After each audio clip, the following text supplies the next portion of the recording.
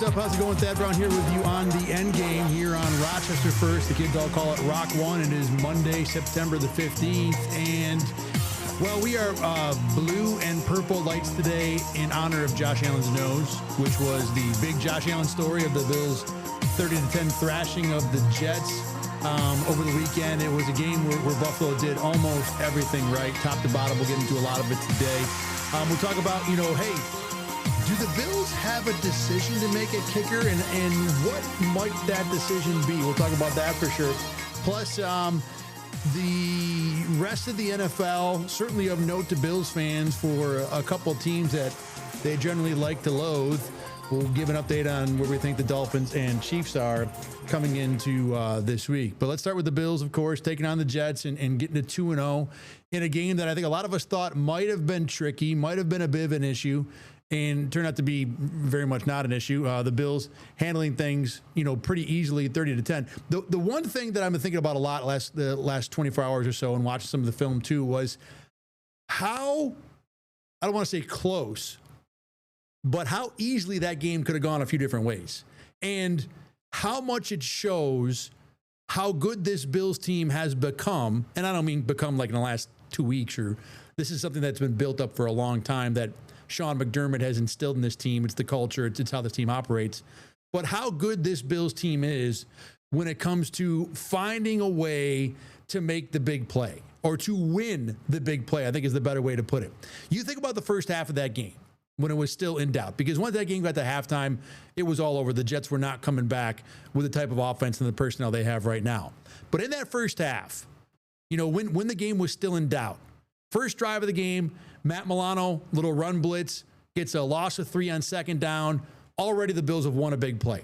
The next big spot is right after the next play. It's 3rd and long, first drive of the game. And the Jets get Garrett Wilson open in front of Christian Benford. I mean, he's there for what should be a 20-plus yard gain, and Justin Fields just flat out misses him. That's a throw that a good quarterback has to make. And no one thinks Justin Fields is a good quarterback. He was good last week. He was not good yesterday at all. Regardless, if you're going to be a starter in the NFL, that's a throw that 19 times out of 20 has to be on the money. So already, first drive of the game, Bills get a win. Jets have a mistake in a big spot. They punt the ball. Bills get it right back. Next big spot in the game, 3rd and long.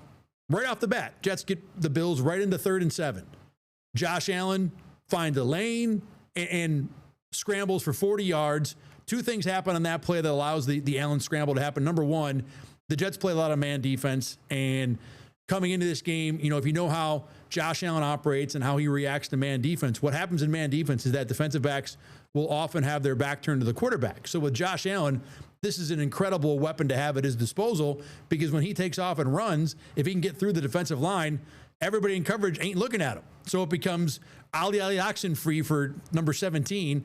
The other part of that play was on that one specific snap, all of the route combinations were going to the right. So when Josh Allen ran left, there's literally nobody there. That's just how man defense works sometimes. If you want to play that against the Bills, you risk Josh Allen being able to run, for acres and acres of space. And it happened right off the bat. In addition, this was not talked about as much. Osiris Torrance has an incredible snatch trap block on Michael Clemens. And snatch trap is the play you see Deion Dawkins do a lot, where you kind of get your hands up on top of a defensive player and bring him to the ground. By putting Michael Clemens on the ground, that was where Josh Allen had to do a little bit of a hurdle. That's what opened the lane up.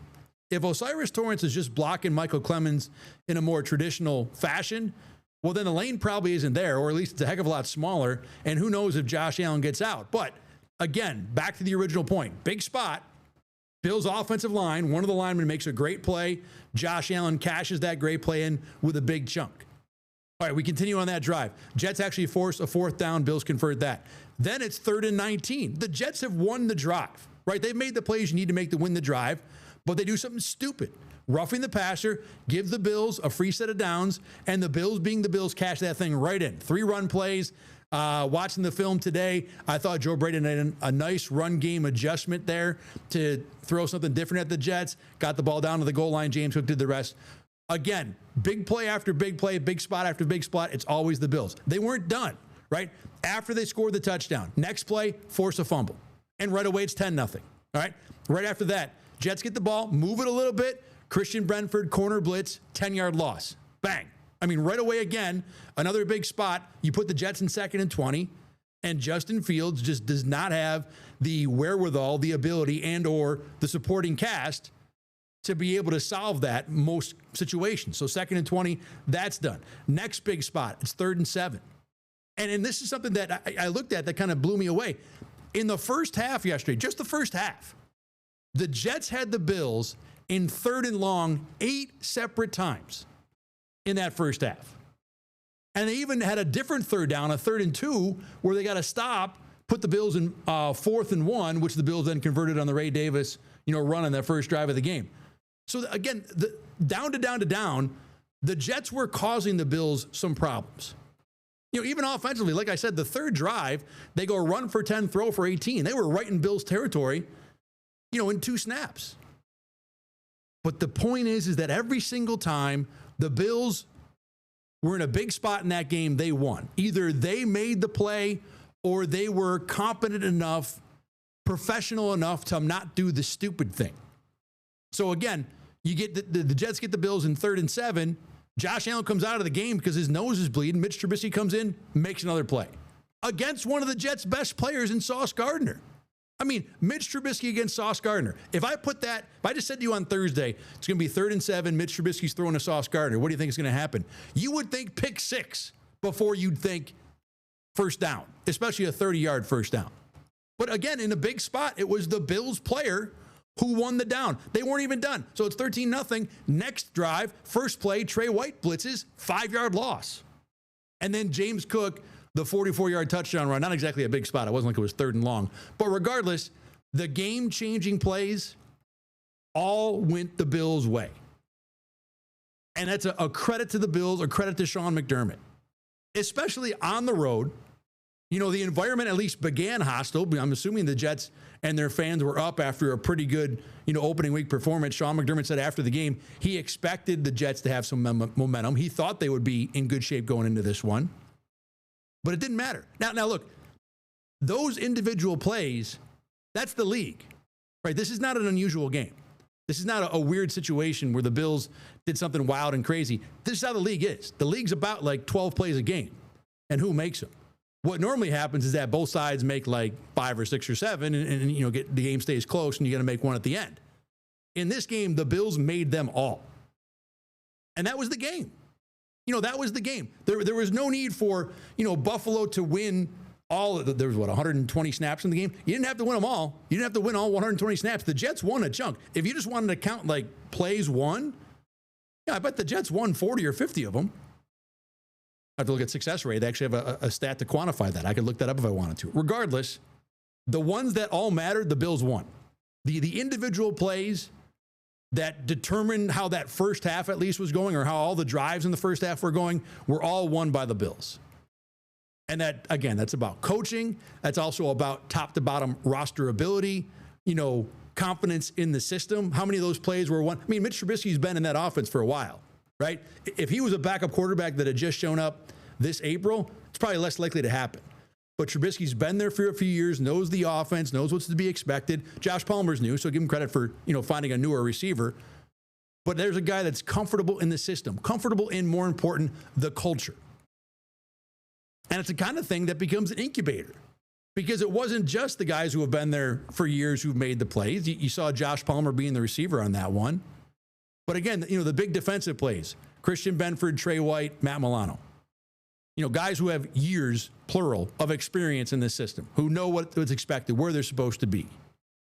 And I'll get to the defensive scheme in a minute. But again, that was the thing that kind of stuck with me as I've thought about this game more and more, about how many times in a big spot it was the Bills who came out on top in this game. And it wasn't every single play. It didn't have to be every single play. But when it mattered, the Bills were the ones who made the plays that changed this game around. And that's why. And then, it's not just the big individual plays. It's the fact that you keep stacking points up. So like I said, once it got to be 20-0, that game's probably done, barring the Bills handing the Jets some short possessions, things like that. That offense is probably just not built to come back from 20-0. The team the Bills play this week, who might be equal in stature in terms of their ability to win games in general, they're a team, though, that can come back from 20-0. They're not going to be done at a 3 touchdown deficit. I mean, they're probably done, but they have at least an ability, the Dolphins do, to rally from that where the Jets probably don't.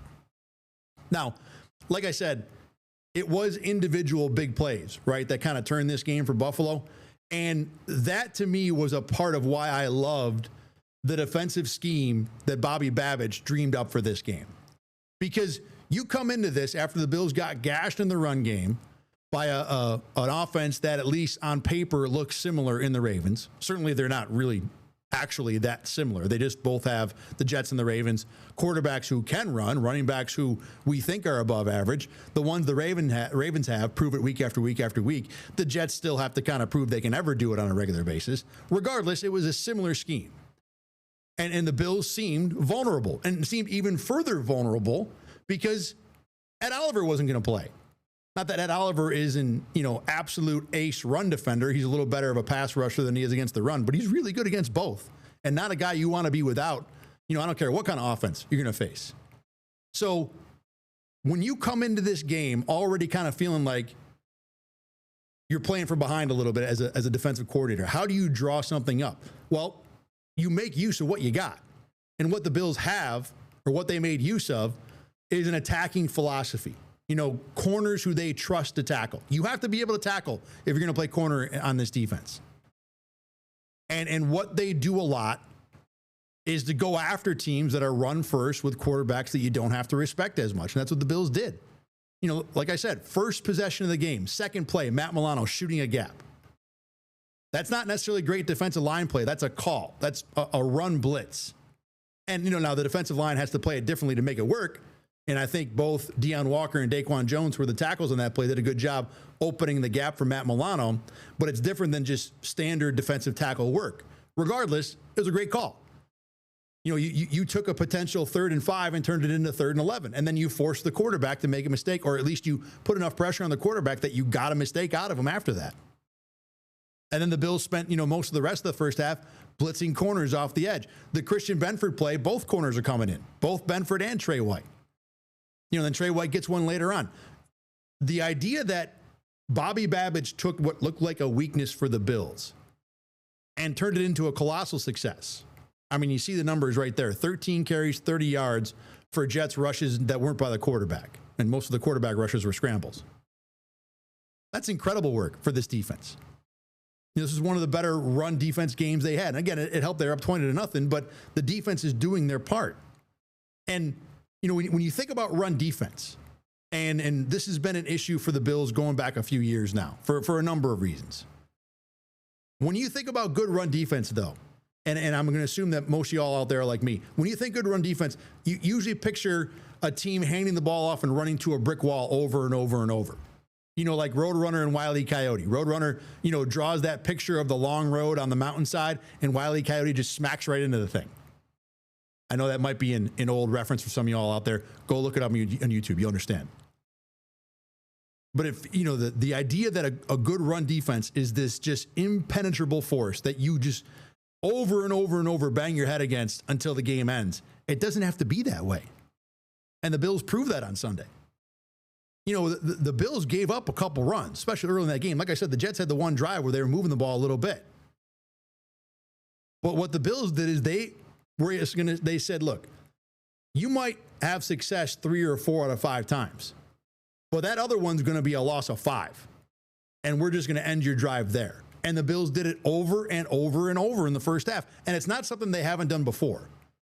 The general rule for this Bills defense, when they face an offense that is run first and or we're trying to protect our quarterback, is to attack. We're going to put corners up on the line of scrimmage. We're going to put safeties up on the line of scrimmage. When it was Jordan Poyer and Micah Hyde, constantly those two guys would just creep up to the line of scrimmage and dare teams to throw over their head. And it worked consistently. And, there are some teams where you might have the run game and then the quarterback's like dumping the receivers or running backs out of the backfield. You get right up on those guys too. You don't sit back and let the running back drop to you like it would in a normal 3rd and 7 coverage. You go up there and grab the guy. Not illegally, but you just go up and get on him. You attack. You take the game to that other team. Make them be able to react with you in their face. Very often it works, and again, it worked against the Jets. And I want to give credit to, Bobby Babich. I thought this was one of his best game plans since he's been the defensive coordinator for the Bills. Being able to not only, shut this run game down, but doing it without your best player on the front seven. And then Matt Milano got hurt, didn't play most of the second half. I'll have to see how he is during this week. But this was an excellent piece of work by your defensive coordinator. This was taking a look at what we got, what we can do, what we've been successful at in our career, and making as best use of it as we can. And it was brilliant. It was brilliant. It absolutely, ruined the Jets' offensive game plan.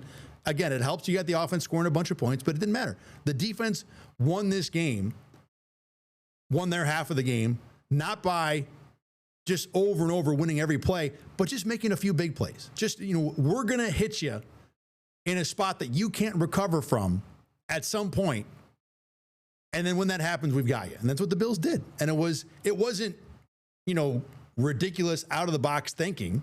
This wasn't Bobby Babich doing the football equivalent of defining the theory of relativity. It was, what do I got? What can I do?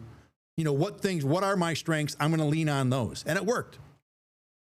And this is what you want to see out of a defensive coordinator. I'm sure Sean McDermott helped. I mean, the guy's, the head coach, he's supposed to be involved. But this is a Bobby Babich thing. This was his game plan, and it was very, very smartly drawn up. If you watch the game on Sunday, I'm sure that you, if you watch the whole game, at some point saw the stat that came up about the Bills and turnovers. The Bills have been ridiculously good with turnovers. They have now gone 24 consecutive games without losing the turnover battle. Now, according to Field Yates, he said that's the most in NFL history. Now, you get into some semantics with this record because the way Field Yates posted it, he said the Bills had won the turnover battle 24 times in a row. That's not true. They've had some games in this 24-game streak where they've been even, but they haven't lost it going back to 2023 now. It's all of last year, including the playoffs, and then the 2 games this year. I think it was the second or third to last game of 24 was the last time the Bills lost the turnover battle. And it's an incredible advantage. How many times do we hear in football, it's all about turnovers, right? That when you go into a game, we got to protect the football. Every football coach, I think, says that once a week. If I had a nickel for every time I heard that, I wouldn't be sitting here talking to you. I wouldn't have to be. Turnovers are the lifeblood of this game. And for years, the Bills had a problem because they have sugar high Josh Allen, who always wants to make the big play, even if it's going to turn into the big play for the other team. But lately, that's changed. And there are a number of reasons that go into it. Number one, we've talked about it a few times. I think that because the Bills are able to run the ball so successfully, it takes pressure off Josh Allen. It doesn't force him to be Superman. It doesn't force him to drag this offense. And it doesn't force him to try and make those plays that turn into turnovers. And I know, a lot of people want to point to everybody eats, no Stephon Diggs, it makes it different. I think that's a part of it. But the fact that the Bills don't have to roll, they just played a game on Sunday. They won by 3 touchdowns. And like I said at the top of the show, the most notable thing your quarterback did is get a bloody nose in the game. Yeah, he had a couple plays. Obviously, the 40-yard scramble was awesome. But he had 148 yards passing, didn't score a touchdown rushing or throwing. Other than the 40-yard rush, I think he had like 20-something other yards, one other scramble in the game for a first down. This was not a game where the Bills really needed much of Josh Allen. They could have won this game with Mitch Trubisky probably just as easily going away. So when you have that ability to not rely on your superstar quarterback for long stretches, and in this case, the entirety of a 60-minute game, maybe not the entirety. I think early on, like I said, the Jets were making some plays, and, the Bills needed a little bit from Josh Allen before the run game really got going. But regardless, the Bills were able to really take care of business in this game without needing much from Josh Allen. When your offense is like that, it makes it easier on the quarterback. I think mentally it's relaxing. Not relaxing like I'm going to sit on a beach and sip pina coladas, but less pressure on the quarterback. And when you get a quarterback that's playing freer with the understanding that I don't have to make every single play, that's, I think, the number one place you see it is the reduction in turnovers. And Josh Allen 2 years ago had 18 interceptions in 23. That number was way down last year. And the fumbles have been down too. And fumbles are one of the things I want to really get into, with this turnover stat for the Bills. For Josh Allen specifically, the first 4 years of his career, he put the ball on the ground at least 8 times a season. And there were multiple years where he fumbled double-digit times. He was among routinely, the league leaders in putting the ball on the ground year after year after year. Well, the last 2 years, neither year has he fumbled it more than 8 times, even if you include the playoffs. Last year, he had 5 fumbles up until the AFC Championship, and then he put it on the ground 3 times in that one game. So when you talk about Allen as used to be a guy that was very turnover prone, when I bring up the run game part of it and how much it relaxes him, that's about interceptions, I think, mostly. That's about not feeling like I have to force throws. Protecting the ball when you're running the ball or as a ball carrier, to me, is an entirely, mostly separate thing. And Allen's gotten better there, too. So we've got the run game helping him be a smarter thrower of the ball. And then Allen has improved his work protecting the ball when he's running with it or carrying it. Part of this, too, offensive line figures in both spots. Obviously, the O-line helps to open things up in the run game. And if the O-line is protecting the quarterback better, then he's taking less hits and there's less chances for sack fumbles, that kind of thing. So the O-line is a big part of this, too. But Josh Allen's improvement here is why he was an MVP last year, in large part, and why he's, through 2 games, probably the leader in the clubhouse to be the MVP this year, too. So that's the one half of, or one big chunk of why the Bills have been very good in the turnover battle. And number 2 is the last 5 seasons, they are the only team in the NFL to be among the top 4 in turnovers forced. So if you want to win the turnover battle, you're going to have to force a couple, and the Bills do it constantly. They only had 1 game last year where they didn't force a turnover. It was the loss of the Rams. Probably not coincidentally. And they've gotten, they got 1 from the Jets early yesterday. They got 1 from the Ravens the game before. So already the Bills defense is doing, what it normally does. And the fact that the Bills defense does this, mostly without a ridiculously elite pass rusher, is kind of impressive by itself. Because normally the creation of turnovers stems from being able to get pressure on the quarterback. And, like I just talked about, when the quarterback's under pressure, he's going to do dumb things with the ball. And when the guy who has the ball most often is going to do dumb things, that's where you get turnovers. But the Bills haven't had that, except for half a season of Von Miller. And yet they still are consistently among the top 3 or 4 teams in creating turnovers. I think you got to point to the ability and the desire to claw at the ball. I mean, the Ed Oliver fumble late in that Ravens game, that was a desire play, maybe as much as a technique play. I think you also have to point to the fact that, especially when the Bills had Hyde and Poyer, my bad, they were able to throw confusing defenses at quarterbacks.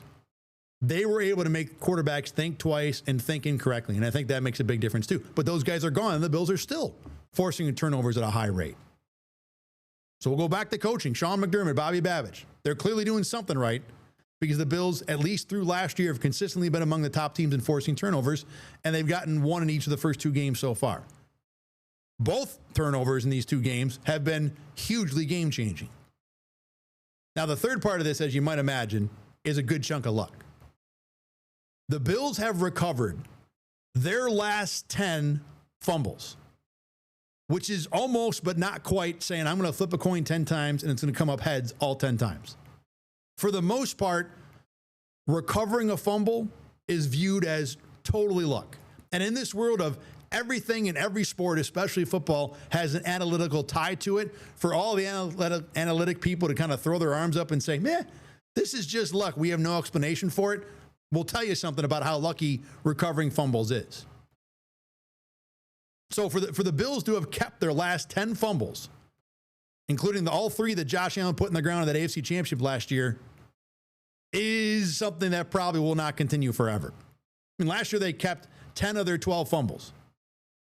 That's 83%, 84% of their fumbles being retained. That's a ridiculous rate. That's something that's not going to hold. Now, it's not like the Bills should have lost all 10.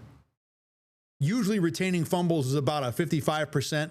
That's how, most teams will keep more than half of the balls they put on the ground. They won't keep 83% of them, but they'll keep more than 50. So when you think about the Bills have kept 10 of 12, well, they probably should have lost 3 or 4 more at most. So we're not talking about absolutely changing how the offense operates and the outcomes of these drives to where the Bills should have 15 more fumbles. Part of the reason they've been so good at this, separate of the luck, is that they don't put the ball on the ground a lot. Their 9 fumbles in the regular season last year were the least in the NFL. Now they've put it on the ground once in each of the last 2 games, recovered both of them, so that's not good. That's a much higher rate for sure.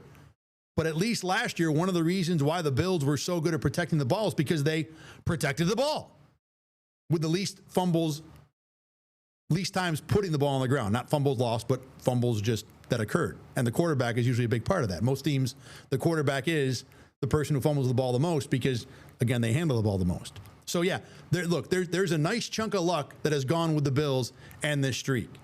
But there's so much more that's been Josh Allen doing a better job protecting the ball, the team in general protecting the ball better, and obviously that defense creating turnovers. And as long as the Bills, I mean, if I was going to tell you any single game that the Bills were going to walk in and not turn the ball over more than the other team, you'd feel pretty good about that. You know, obviously with Josh Allen, if you have Josh Allen and you have no worse than a 0 turnover ratio, you're going to win a heck of a lot more games than you lose. One more point I want to make here on this Bills game from yesterday. So Matt Prater was again perfect. 2 games in a row now. Made all 3 field goals, the longest of which from 52. Here's a ridiculous stat for you, by the way. Matt Prater is now, or has been for a while, the all-time record holder when it comes to field goals of 50 yards or more. And I think the number he has is 82. But the exact number doesn't really matter because no one else has 60. Matt Prater has 80 plus of 50-yard field goals in his career. And the guy's been kicking for a long time. We've all heard 15,000 jokes from his teammates about how old they all think he is. He's made from 50 plus 80-something times, and no one else has even made 60. Not Justin Tucker, not Sebastian Janikowski, not any of those guys that you might think of. And the leg still seems just as lively as ever because he didn't have any trouble hitting from 52 yesterday against the Jets. So he hasn't missed at all so far this season. And I think that, the question, and I've had a few people bring this up to me, is, well, what happens then when Tyler Bass is healthy? And it's a great question. It's one we talked about on BKL Nightly, here last week. Matt Prater's last few full seasons were very mediocre accuracy-wise. I think he missed 7 or 8 kicks 2 years ago and maybe 8 or 9 more than that, or the 2 years before that. I'll give you the exacts here since I'm going to bring it up. So this is not a guy who's been ridiculously accurate, in his career. He's been, the leg is plenty long, but he doesn't keep it as accurate as maybe he'd like. Certainly not as accurate as some of the best guys in the league. So 2 things about the Tyler Bass, when he comes back. Number one, the Tyler Bass injury is kind of weird in that he was fine when camp started and then he got hurt. He missed a couple weeks. Then he came back at the end of camp, kicked in the final preseason game, seemed generally okay. I mean, he blew a 26-yarder, but that's the Tyler Bass experience. And then he went back on injured reserve. So we don't know if there was a huge setback. Did the Bills bring him back too early? Did something additional happen that caused this pelvis injury to get worse? So it's a big question whether or not Tyler Bass will be healthy at all this season anyway. Not that I'm implying that it's a season-long injury, but the word indefinite, I think, very much comes to mind. This never seemed like when he went on injured reserve a situation that Tyler Bass could be back relatively soon. So we may never get to the point where the question has to be asked whether Matt Prater or Tyler Bass is the better kicker for this team. I'll say this, and we've had a couple of different conversations in the office and among media about whether Tyler Bass doesn't kick at all again this year, whether he's healthy or not. I'll start with this. Matt Prater is going to have to miss one before we even talk about this. As long as Matt Prater is making kicks, the Bills aren't changing anything. And there should be no reason for them to do it. I even think Prater's been pretty good on the kickoffs. The skill is new this year. The goal this year is to kind of hit that thing inside between the 5 and the goal line, because if you hit it too long, it's out to the 35. If you hit it too short, you give the return team a chance to really push the ball upfield. And I think Prater's been pretty good at that. being able to drop the ball close to the goal line, but not over the goal line.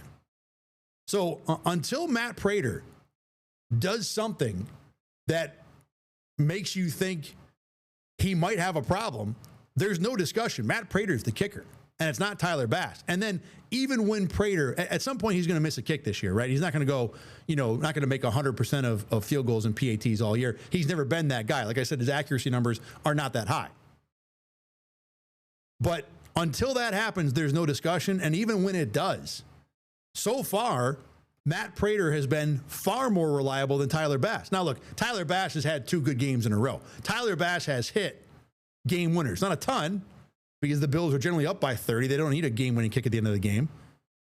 But he has hit game winners before. So it's not like Matt Prater in 2 games has done something that Tyler Bass is incapable of doing. But until Matt Prater makes a mistake, there's not even a discussion. And then when he does make mistakes, I still wonder if the Bills lean Prater's way. I think I would lean Prater's way. I feel more confident with Matt Prater making kicks right now than Tyler Bass the last couple years. Just to kind of pay off here the discussion with Matt Prater. So let's see. In 23, he missed 5 field goals and 1 PAT. In 22, which was one of his better accuracy years, he missed 3 field goals and 1 PAT. But the year before that, he missed 7 field goals and 2 point afters. So 9 misses, 10 misses, 6 misses. So his last 2 years in Arizona, 22 and 23, were 2 of the more accurate years of his career. But in general, he's been middling to like borderline top half when it comes to accuracy. To me, that doesn't matter much. I feel better about Prater. And until there's something different, then I don't even think there's a discussion. All right, we're going to take a break. When we come back here, want to talk about go around the NFL a little bit. Again, the Chiefs are 0-2. I know Bills fans are celebrating that. We'll talk about why that's happened. And then the Bills get the Dolphins coming up next on Thursday here. So what do they look like at 0-2? We'll discuss both of those things when we come back. You're watching Rock One here. I'm Thad Brown. This is the Endgame, and we are back right after a break.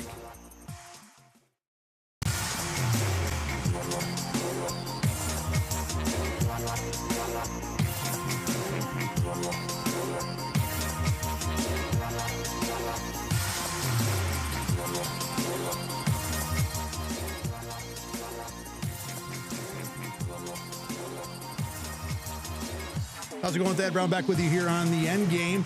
Want to remind you that coming up tonight and every single night, Monday through Thursday, we have our Bills wrap-up show. It's called BKL Nightly, and we will give you a half hour of everything going on with the Bills. Today, Sean McDermott's actually meeting with the media right this second, or at least he was scheduled to. And we'll see what's going on with that here. Also, we'll recap a little more what went on with the Bills and Jets. Look forward to the Dolphins game. Every single night, Monday through Thursday, 8:30 p.m., it is BKL Nightly right here on Rochester First. This show, by the way, is on every day, of course, live at 3 o'clock, Monday and Thursday, every day. Monday and Thursday at 3 o'clock, and then it replays at 9 p.m. every night as well. We will not be having an edition coming up this week, because there's a game that I'll have to be in Orchard Park to cover. So no Endgame on Thursday this week, but we'll be back again on Monday to wrap up the Bills and the Dolphins at that point. All right, so Bills fans are super happy, not only because they're 2-0, but because those hated Chiefs are 0-2. They lost to the Eagles yesterday, 20-17, another close loss. And, a part of that is certainly the fact that, the last year the Chiefs were, 10-0 in one-score games, and this year they're 0-2. And that was something that was just going to happen, right? I mean, the Chiefs were not going to continue to win one-score games at that rate. So the fact that they regressed to the mean, maybe the fact they regressed so fast is kind of weird, but this was going to happen, right? The Chiefs were not going to go all year or all these years as a team that just kept winning games close. And, you look at how these first 2 games have gone, and one of the big things that was a problem was that they're missing kicks. Harrison Butker, who last season, I think he missed 4 kicks. I got it written down right here. 6 misses all of last year. He's got 2 misses already this season. And that's a big, big part of this. Because in both games that the Chiefs have lost, he missed a field goal yesterday. Chiefs lost by 3. That's easy math. And then in the opener against the Chargers, he missed a point after early in the game that kind of got the Chiefs behind the score a little bit, had to chase. They missed a 2-point conversion and could not catch up. And, maybe Harrison Butker, he's an older guy. Maybe he's gotten to the point where he can't be counted on as consistently. Or maybe this is just being a human being and you're not going to make them all. But either way, the Chiefs last year, and we all watched them play, they weren't fun to watch, and their margin of error was very small. Now, give them credit. They've got, like the Bills, so many players on that roster who know how to make big plays, who know how to do the right thing, that even when you had to count on all of them in winning each of these games, because any one mistake would kill you when you're winning by 1 score, everybody was making plays. Everybody was doing their job. And this year that hasn't been the case because Harrison Butker, right off the top, is not making kicks. It's causing the Chiefs a problem. Number 2, this Chiefs team just cannot run the ball through 2 games. Their top 2 running backs, Kareem Hunt and Isaiah Pacheco, both have 47 yards total through 2 games. Patrick Mahomes has 123 rushing yards right now. The rest of the team doesn't even have 100. Now, I know that we celebrate this with Josh Allen, and it can be okay. You can survive this way, but nobody wants to. Not even the Bills want to. So when Patrick Mahomes has 60+% of your rush yards, you've got a problem. And the Chiefs certainly have a problem there. The other problem they have, which is not unrelated, is that the O-line just still isn't very good. You still got Creed Humphrey. You still got Trey Smith. Both those guys are really good in the middle. Josh Simmons, the offensive tackle they drafted, who has all kinds of potential. He's played 2 games in the NFL. You just can't be expected to depend on that guy right now. Now, look, if he improves and gets a lot better, the O-line discussion for Kansas City might be way different when we get to December. But for right now, that O-line cannot be trusted. I mean, I looked it up. Patrick Mahomes has been sacked 4 times. It feels like he's been under pressure 40,000 times. So the O-line just hasn't been good. As a result, Patrick Mahomes hasn't been as good. Missed a couple of wide open throws you'd expect him to make yesterday. But the Chiefs are just not finishing off the close games right now. And that was something that was going to happen. Now, they've played certainly one really good team in the Eagles, who are the defending Super Bowl champs. The Chargers, by this time tomorrow, might be 2-0 and leading that division by 2 games ahead of the Chiefs. They look pretty good. So, this might be a situation where the Chiefs have, have met up against the better teams in the NFL and just can't finish it off or can't find a way to get a win. And these things could easily correct themselves later on. But I think there's legitimate concern about the Chiefs being a season-long contender. Now, they're going to get Rashee Rice back in a few games. Xavier Worthy's going to play through the shoulder separation. The weapons will be better. Like I said, Simmons, the rookie tackle, might get better. By the way, I don't know if anybody saw the interception. I'm sure a lot of you did, but if you didn't, go find the Patrick Mahomes interception that bounced off Travis Kelce's hands at the goal line and was nearly run for a touchdown because Josh Simmons, as a tackle, was ridiculously athletic to run that down. He didn't just have the angle, he ran it down and made a heck of a play to prevent a pick 6. I'm telling you, it's worth your 15 seconds. Go watch it. But, going back to that Travis Kelce play, the Chiefs should have had a 17-13 lead there. Patrick Mahomes puts the ball on Kelce's hands on the goal line. All he's got to do is pull it in. The fact he didn't catch it is a little bit unfortunate. The fact it bounced into an interception is ridiculously unfortunate. But that was the kind of thing that was going to happen when you're the Chiefs. When you lived the way they lived last year, you weren't going to do that forever. And it's coming back to bite them now. So they're 0-2. Of their next 6, listen to this. They've got the Ravens, the Lions, the Bills, and the Commanders. 4 of their next 6 games. So they're 0-2 right now and could easily be 2-6. Easily might be strong. Could very possibly be 2-6. This is going to be a tough road. And then they still got to play the Broncos twice. I know the Broncos are 1-1. That was a stupid loss they had yesterday. They haven't looked great.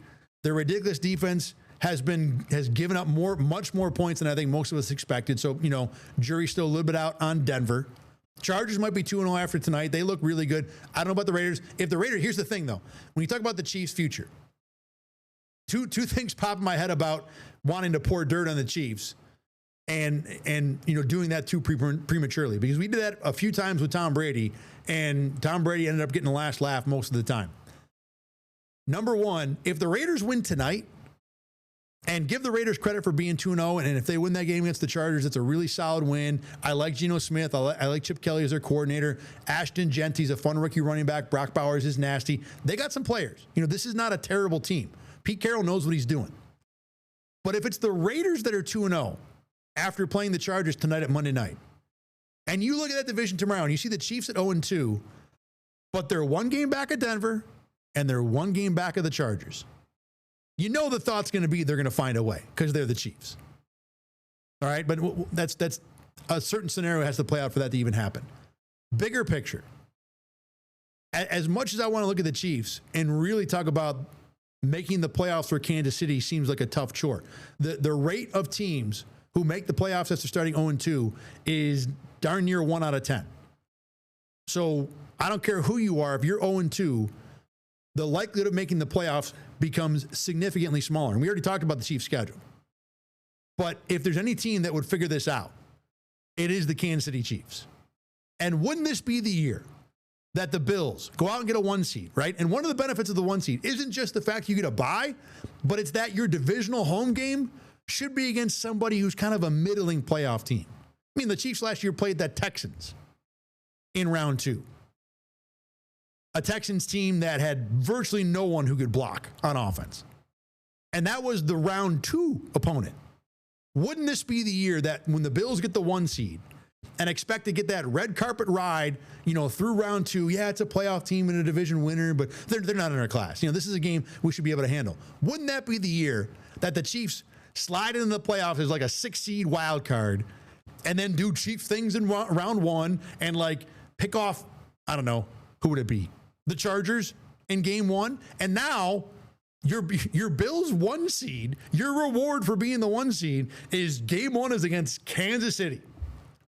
And yeah, look, the reasonable analysis would be, well, if the Chiefs are a 6 seed and they kind of had to fight their way into a wild card, they shouldn't belong on, they shouldn't be a team that should push the Bills. And that'd be accurate, but I don't care what their record is. The last thing that Josh Allen and Sean McDermott want to see is Andy Reid and Patrick Mahomes staring at them from the other side of the field. I don't care if the Bills have the 1 seed, the 2 seed, the 3 seed, and what record the Chiefs have had. If it's mid-January and it's Buffalo against Kansas City, everybody in the red, white, and blue is going to be nervous. And wouldn't that be the scenario? That the Bills get the 1 seed and it's the Chiefs who had to fight and claw their way back into the playoffs is who they get in round 1. I still think there's a distinct possibility the Chiefs don't make the playoffs. They are going to get healthier, you would think. They should get better on the offensive line, especially if Josh Simmons by himself improves. So there's an opportunity for the Chiefs to kind of, figure things out. But the other part of this is they've played 20-plus games the last 3 years, going to the Super Bowl each year. You got to be out of gas a little bit. I mean, at some point, that takes a toll. And maybe that's what we're seeing, that when you're the Chiefs, and especially last year where you had to, every single game, you had to have every little thing right to be able to win all those games by 1 point. And then you had to do that week after week after week for 5 months, all the way to a Super Bowl for a 3rd straight year. Mentally, that's got to be as taxing as it gets. So maybe this 0-2 start is a part of that. But the Bills don't see the Chiefs for a few weeks. They will see the Dolphins in a few days. And I've watched each of the Dolphins' first 2 games. They were an absolute train wreck week 1 against Indianapolis. I mean, looked as bad can be. Couple turnovers early. The offense had no semblance of rhythm or it didn't look like they knew how to move the ball, which is saying something when you're the Dolphins and the only thing you're known for is big chunk offensive plays. Well, all right, yesterday against New England, the offense was better. Tua was over 300 yards.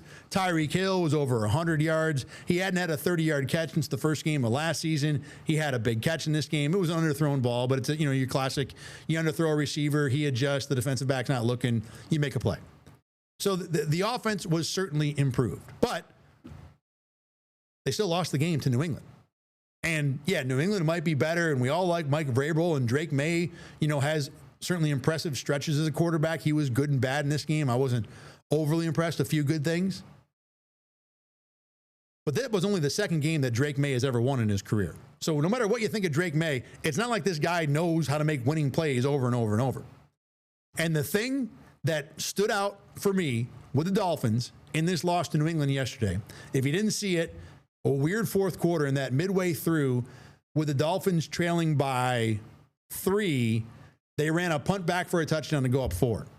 And then immediately on the ensuing kickoff, the Patriots ran that back to go right back up 3. So now the Dolphins are down 3 points, 6-7 minutes to go. Plenty of time to come back. Well, they mount a drive and have 1st and 10 somewhere around the Patriots 35. And they go delay a game, I think incomplete, false start. The point is, though, they took 2 unforced offensive dead ball penalties, a false start and a delay a game. Now you're back in 2nd and 20. It turns into a 4th down play. Tua throws an interception. It was a bad pass, but it's 4th down. You got to throw the ball. And now the Patriots ended up running it back, and they didn't move the ball, so they kicked a field goal immediately to go up 6. So the Dolphins get the ball back a second time, and a second time needing a touchdown, they move it right back across midfield, no problem. They actually had a play where it looked like Devin Achane scored a touchdown with a minute to go, but while making a cut on the sideline, he stepped out. It wasn't even close. He was way out. But I mean, in the grand scheme of running the ball, he's out by half a foot. So that easily could have been, you step in or be a little more careful with your feet and you score a touchdown and you have the lead, against the quarterback that's won 1 game in his career on the road. So the Dolphins were 6 to 10 inches away from having the lead.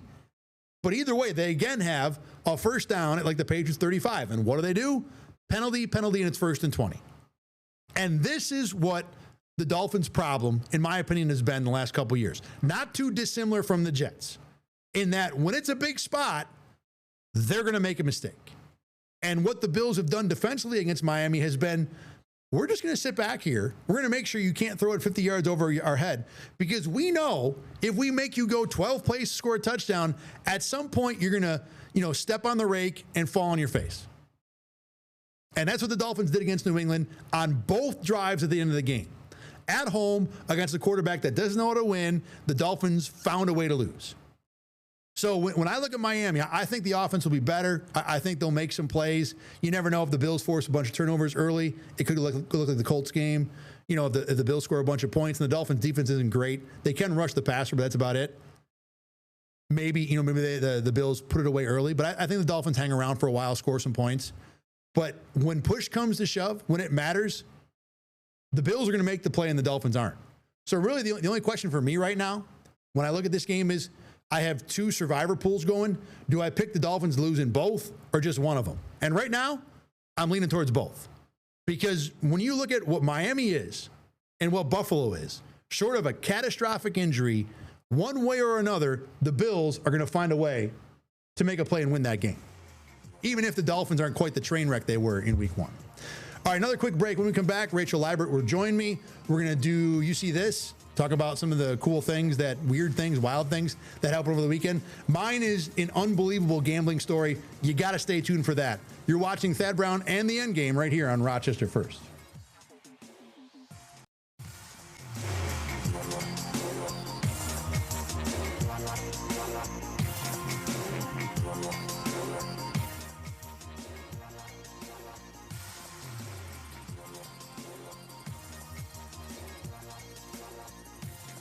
All right, final segment of the Endgame here. Thad Brown along with Rachel Liebert. Let me pop Rachel back into my shot here. Sean McDermott, by the way, addressed the media today. Got a question about Josh Allen's nose. He said, didn't get any bigger. So I guess we're good.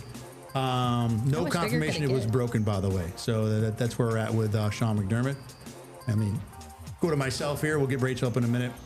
Time now for one of our favorite segments, or at least one of my favorite segments, and that is You See This. Now, we've been calling it Did You See the last few weeks, and I decided that You See This would be better, so that's why we changed it to that.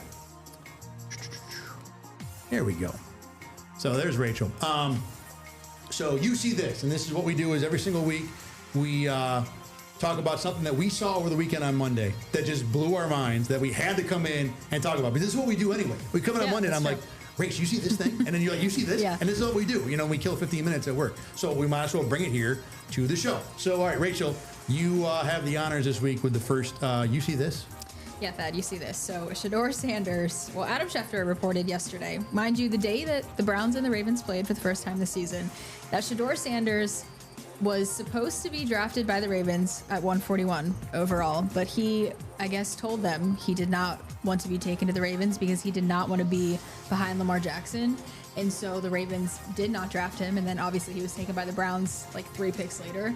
But it's just opens the discussion. I wanted to ask you your thoughts on, do you agree with Shedeur Sanders saying, I don't want to go to a team with Lamar Jackson? Or you think he should have been like, yeah, I mean, I want to go behind one of the best quarterbacks in the league. And I feel like for me, if you have the chance to be drafted by the Ravens and learn from Lamar Jackson, I feel like that would be, first of all, let's actually go back. It's the 5th round. It's the 5th round of the draft. To be someone who's sitting there saying, I don't want to be taken to this team in the 5th round seems a little bit, I don't want to say entitled, but it kind of feeds into this whole narrative of Shedeur Sanders in the first place, of why people were not the biggest fans of Shedeur Sanders, of him just having, coming from Colorado and then just thinking he's going to be taken in the first round. Obviously that doesn't happen. But I mean, I don't know. I feel like for me, I feel like he would rather go to the Ravens because now he's with the Browns. And you do have obviously a better chance, you go to maybe that's why he was so excited when he got drafted by the Browns. He's like, maybe this is my chance. I mean, they don't have a franchise quarterback. But at the same time, I feel like Lamar Jackson being there, I would rather want that opportunity. But I'm not the quarterback in the situation who really just wants to play football. But I feel like I would rather take learning my rookie year or however many years than starting my rookie year. Okay, 2 questions you brought up here. Yes. Number 1, does he look a little entitled? The answer is absolutely he does. There's no doubt that trying to pick where you're going to go when you're in round 5. Yeah. I mean, now to be fair, when guys get to round 7, they often don't want to be drafted because you're better off being a free agent and choosing your path as opposed to being drafted in round 7 when no one cares about keeping you. Yeah. But yes, it does look a little entitled. On the flip side, though, I do think I understand where he's coming from because there's no path to him being the starter. Yeah. As opposed to, a half dozen other teams like the Browns where there was a path. So the fact this comes out is more to me a Shedeur Sanders thing than it is it's crazy controversial thing. Yeah. But I do get it. I think there's something to be said about not wanting to go to that spot where your path is blocked. Yeah. All right. Mine, I don't have any pictures for it because it was one play. And we can't show the video here, but I got to talk about it. So Penn State, Villanova. Penn State is favored by 48.5, right? Why do I care about a game where the favorite is 48.5? Here's why. It's 52-0, okay? End of the game, Villanova has, she's like glazing over. No interest in my gambling stories at all. Because I know exactly where this is going. Okay, you've seen it already. So for everybody out there who hasn't seen it, go find it. It's unbelievable. 4th down, 3 seconds to go, ball's at the 20. Villanova has it going in.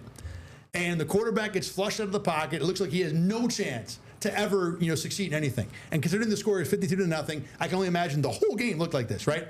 So as he's rolling right, he just flings the ball back to the middle. It might as well be a 20-yard Hail Mary for as little precision is involved with this play. And hold on, I have his name. Let's get it right here. Brandon Binkowski, which is just an awesome name for this play, reaches up with one hand and pulls that thing out of the air for a touchdown, backdoor cover. Everybody who had Penn State crying in their broken ticket. I thought it was the most hilarious play of the year. A friend of mine called me about this. He said, you got to see this play. I pull it up, and I am cackling the whole way. Are you kidding? I can't wait. Scott Van Pelt, when he does the Bad Beats tonight in ESPN Sports Center, I can't wait for the treatment of this play. It's going to be awesome. Yeah, it was crazy. I saw it. It was crazy. I mean, that was not a ball that should have been caught. It just the way it was caught to ruin everybody's. Yeah, it was crazy. Oh man! All right, like I said, might have been one of my favorite You See This Is ever. All right, Race, thanks for stopping in. We are done for today. Remember, we are off on Thursday. It'll be Bills and Dolphins. Catch BKL Nightly tonight at 8:30. For Rachel and Thad, thanks for watching the Endgame here on Rock One. Get the Rochester First streaming app today for everything you love from News 8 on demand, plus exclusive shows you won't see anywhere else. Search ROC and download for free on Roku, Amazon Fire, and Apple TV.